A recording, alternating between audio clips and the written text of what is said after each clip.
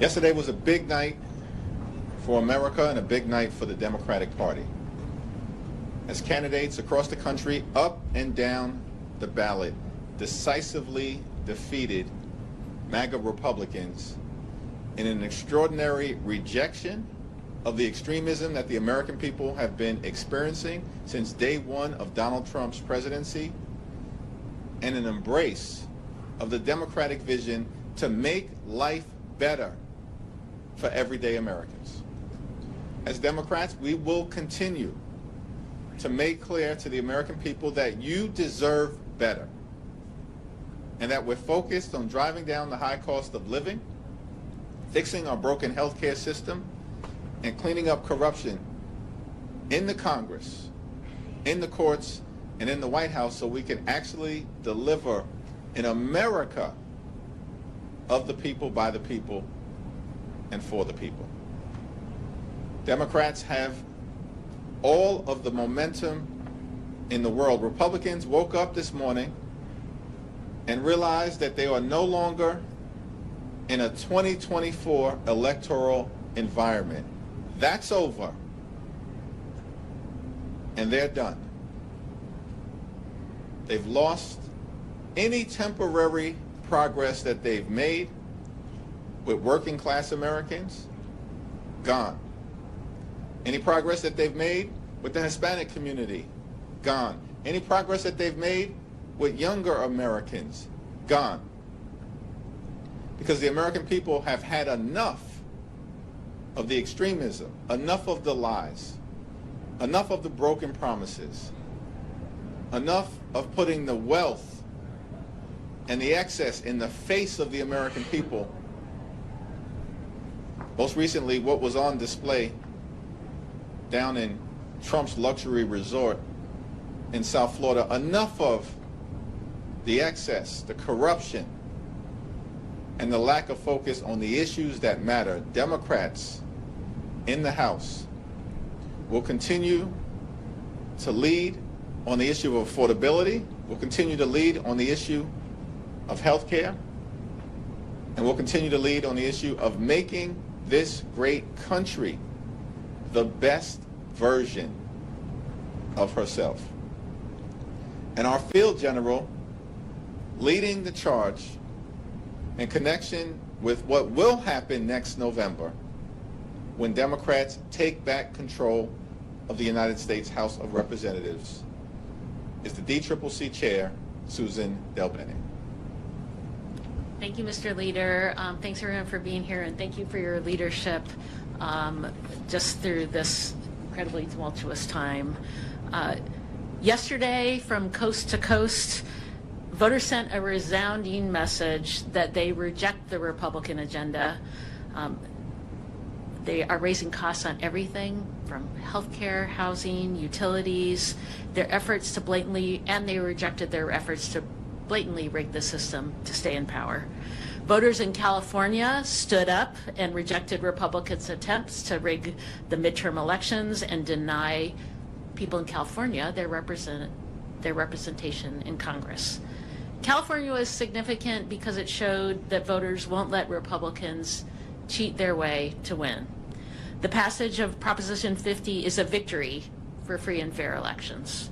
It proved that the public understands what's at stake and that Democrats are fighting to level the playing field and respond to the outrageous and un-American attempt by Republicans to rig the elections. The Prop 50 vote also sends a message that while we didn't ask for this fight, that Democrats and the American people are ready and willing to fight back against this Republican scheme. Whether it's California, Virginia, Maryland, Illinois, or other states, we are prepared to fight back on every possible front, every step of the way. Last night's results also affirmed what we've been building here at the DCCC all year is the right recipe to win in 2026. In Virginia and New Jersey, voters overwhelmingly rejected the Republican vision that puts the wealthy and the well-connected over the needs of everyday families. It's a testament to the quality of candidates like Mikey Sherrill and Abigail Spanberger, our colleagues and now soon-to-be governors. They're both former red to blue candidates. They're former House frontline members that flipped their seats in 2018. For the midterms, we're recruiting the same types of candidates. House Democrats are running incredible patriots all over the country who are raising their hands to serve their communities. They come from different backgrounds, different walks of life, but they are all united in their shared singular passion to fight for their communities, to make a difference, to work to lower costs and to improve the lives of working families. And they are ready to work hard. We cannot take anything for granted, and our candidates are out there working hard for every vote. Meanwhile, Republicans are only focused on how they can bend the knee to Donald Trump and rubber stamp his disastrous policies.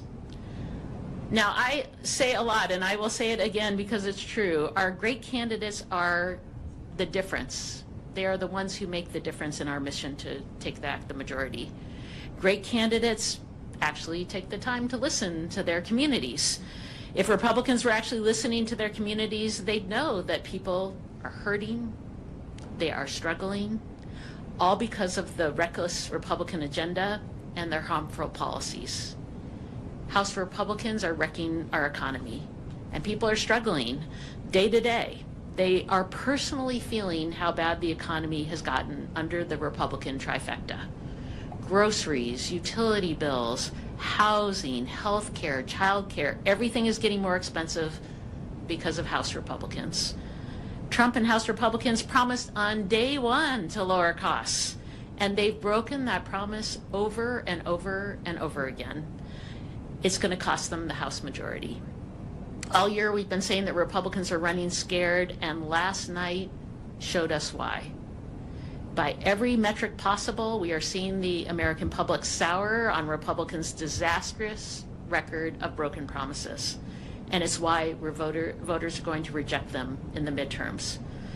House Democrats have the better message. We have stronger candidates, more resources, and as we saw last night, a favorable political environment. The American people are with us. And that's a big, big reason why we're going to take back the majority in 2026.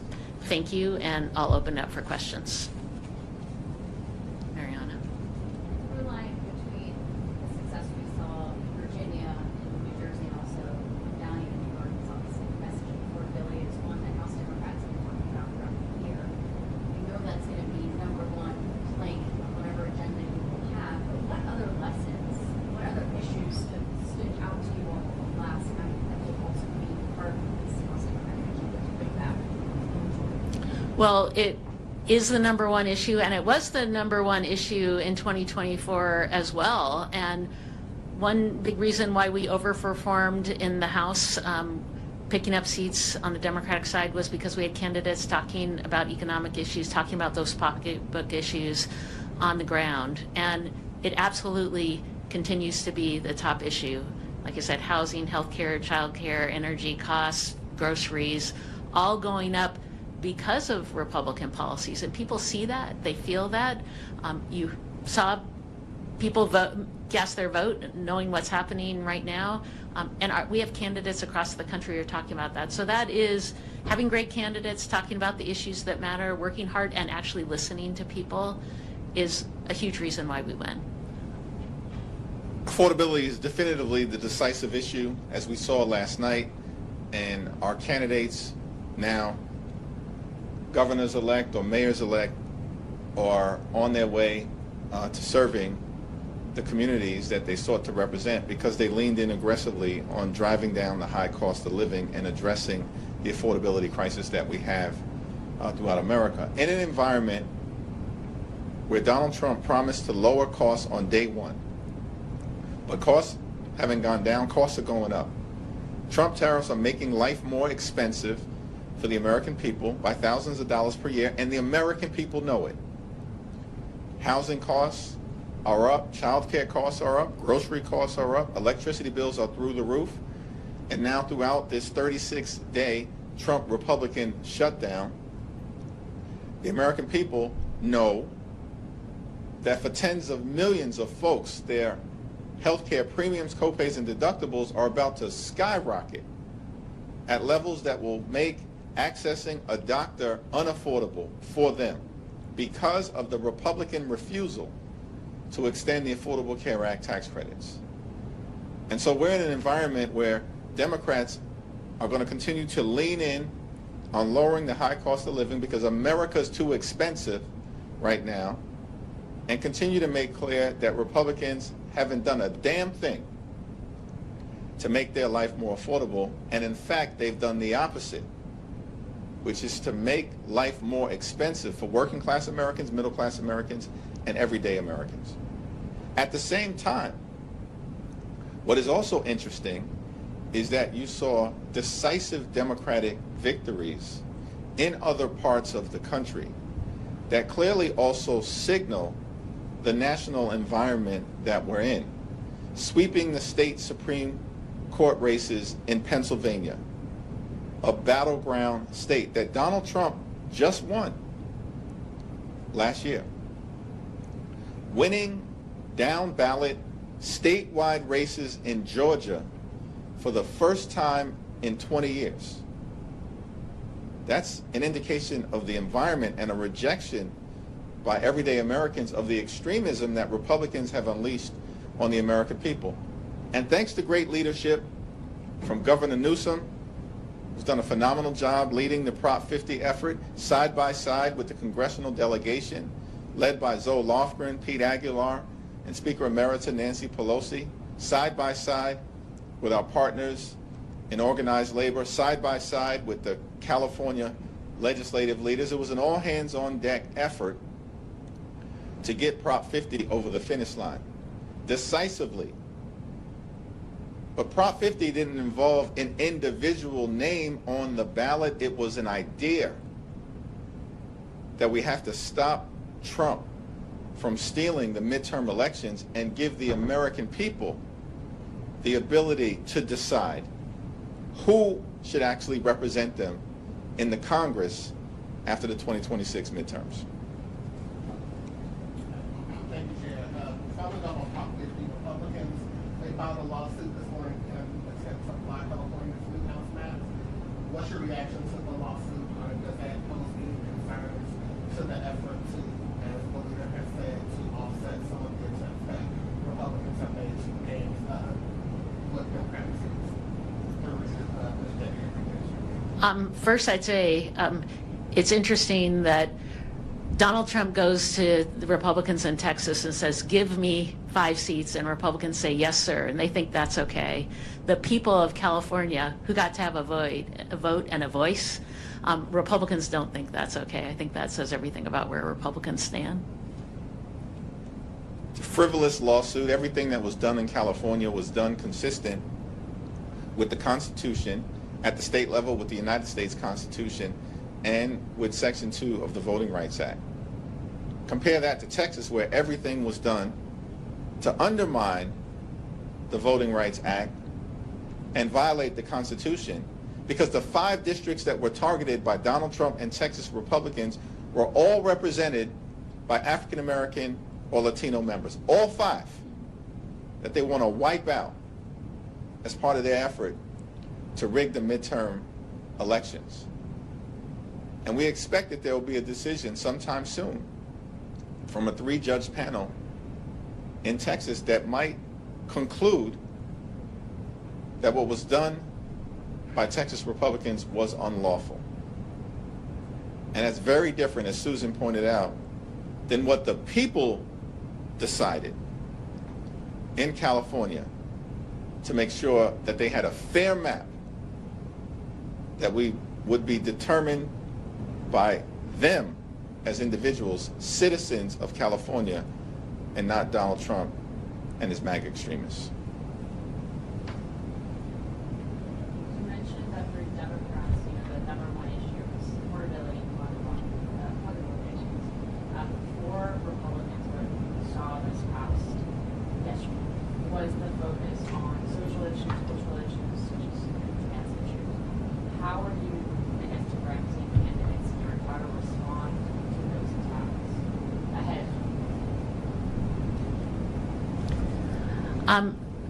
Candidates talking to people on the ground, talking the issues that matter, taking issues head on. That's how we win in purple districts. And we have candidates doing that. You saw that with Abigail Spanberger and Mikey Sherrill in their races. Talking about, Republicans have nothing to talk about. They are not talking to people about the issues. They're focused on the pocketbook issues that are impacting their communities. Mikey Sherrill, Abigail Spanberger, great examples, but across the board, talking about issues, taking things head on, and I think that's why their campaigns were so strong. And we saw this last cycle too, folks talking straight on to issues that Republicans were raising, talking to their communities, having authentic leaders who stand up for their communities. That's how we win.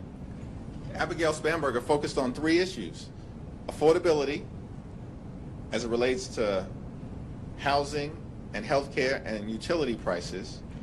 She focused on job creation in a state where Donald Trump and his administration have attacked the people of the Commonwealth of Virginia and have caused the economic growth that should otherwise be taking place to collapse, and that in fact is occurring under a Republican governor in Virginia as well. And then Abigail focused on the highest quality education for the children of the Commonwealth of Virginia. Abigail Spanberger focused on the issues that matter. Here's what Republicans did. They spent tens of millions of dollars trying to weaponize the transgender issue. It failed. And they spent tens of millions of dollars criticizing Abigail Spanberger for deeply inappropriate text messages that were sent by the Attorney General candidate, but not a dime in actually talking about what they would do for the people of Virginia, because Republicans have nothing but a failed track record and a bankruptcy of ideas. But that playbook failed spectacularly. In fact, the Democratic candidate for Attorney General won, and it wasn't even close by the standards of Virginia. 5 points, let alone Abigail Spanberger winning by 15. So this guilt by association playbook spectacularly failed because Democrats are staying focused on the issues. Controversial when the DCCC leadership got involved in primaries. There's a lot of crowded primaries for open Democratic seats right now. There's a lot of crowded primaries to take on vulnerable Republicans. There's a lot of insurgent candidates challenging incumbents. What is the DCCC's policy going to be when it comes to influencing those primaries? Our policy is the same policy we've had since I've been chair. You know, we have great candidates running, sometimes multiple great candidates running in primaries, and they are going to work hard to earn support in their communities to differentiate themselves. We have, in a small number of cases, gotten involved. Janelle Bynum, one example last cycle, where we were involved in her primary in conjunction with, delegation, many folks supporting her campaign. But, in most of these cases, the voters are going to have a decision on who the primary candidate is going to be.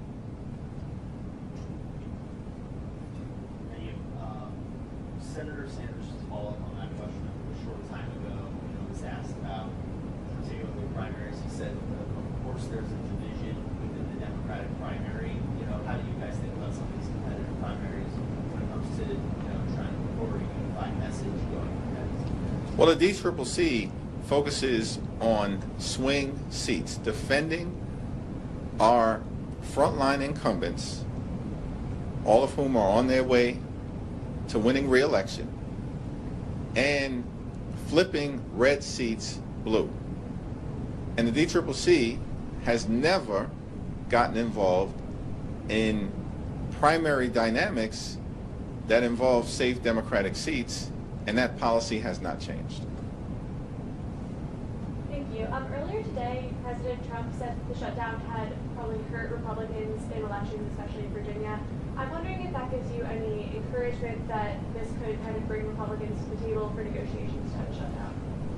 The responsible thing to do, and this has been the case since October 1st, is for Donald Trump, Mike Johnson, and John Thune to sit down with Democrats on Capitol Hill who represent half the country so we can reopen the government, enact a bipartisan spending agreement that actually makes life better for the American people, including as it relates to driving down the high cost of living because America is too expensive, and decisively addresses the Republican health care crisis that is crushing people all across America. Working class America, small town America, rural America, urban America, the heartland of America, and black and brown communities throughout America. Republican policies are crushing people, particularly as it relates to the cost of living and health care, and the American people are rejecting that extremism, and we saw it on full display from coast to coast and everywhere in between last night. To follow up on that. Last question. To follow up on that, what message did last night's election results send to Senate Democrats going into last night? Some of them were starting to talk about offerings, compromises, things like that. So what message does kind of the overwhelming support for Democrats last night send about? Well, we've said from the very beginning that we will consider anything in good faith that emerges from the Senate that is bipartisan in nature, that reopens the government, that decisively addresses the Republican health care crisis, particularly as it relates to extending the Affordable Care Act tax credits, and that actually involves a spending bill that makes life better for the American people, not worse, which is why we have continued to maintain, and Senate Democrats have shown great leadership, led by Chuck Schumer, that we will not support a partisan Republican spending bill that continues to gut the health care of the American people. That was our position in September. That's been our position throughout October, and it remains our position in November. Thank you.